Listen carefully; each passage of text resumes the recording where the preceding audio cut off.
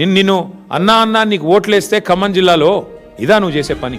అందుకే అంటా ఉన్నా, ముందు ఈ ముగ్గురు మంత్రులు, ముఖ్యమంత్రి రేవంత్ రెడ్డి ఆ పేద ప్రజలకి ఎవరి ఇండ్లైతే మీరు కూలగొట్టారో, అవమానించే మాటలు మాట్లాడిన దానికి, ఇండ్లు కూలగొట్టినందుకు, గత 10 రోజులుగా వాళ్ళని రోడ్డు మీద నిలబెట్టినందుకు, ఎండకు వానకి ఇబ్బంది పెట్టినందుకు ముందు బహిరంగంగా క్షమాపణ చెప్పండి. అడ్డమైన కేసులన్నీ పెట్టారు వాళ్ళ మీద. ఏమడిగారు వాళ్ళు? మా ఇండ్లు కూలగొట్టొద్దని అడ్డం వస్తే అడ్డమైన కేసులు పెట్టారు వాళ్ళ మీద. ఫస్ట్ ఆ కేసులు విత్డ్రా చేయండి.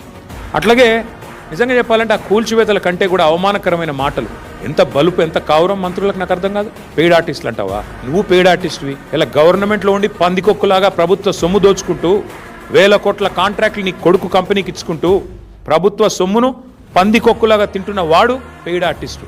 పేదలు ఎందుకు అవుతారండి పెయిడ్ ఆర్టిస్టులు? నీలాంటి పందికొక్కులు, నీలాంటి దుర్మార్గులు, మానస హిల్స్లో ఇల్లీగల్ మైనింగ్ చేస్తున్న పందికొక్కు నువ్వు పెయిడ్ ఆర్టిస్టు. సిగ్గు, శరం, లజ్జ ఉంటే కాళ్ళు మొక్కి క్షమాపణ చెప్పి వాళ్ళకి ఇండ్లు కట్టించి అప్పుడు మాట్లాడు.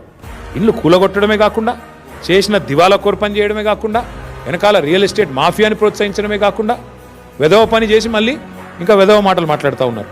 ఇంకా ఘోరం ఏంటంటే, బాధాకరమైన విషయం, అసలు ఒక ఆయనేమో హైదరాబాద్లో ఏసీ రూమ్లో ఇక్కడ కూర్చొని డైలాగులు కొడతాడు.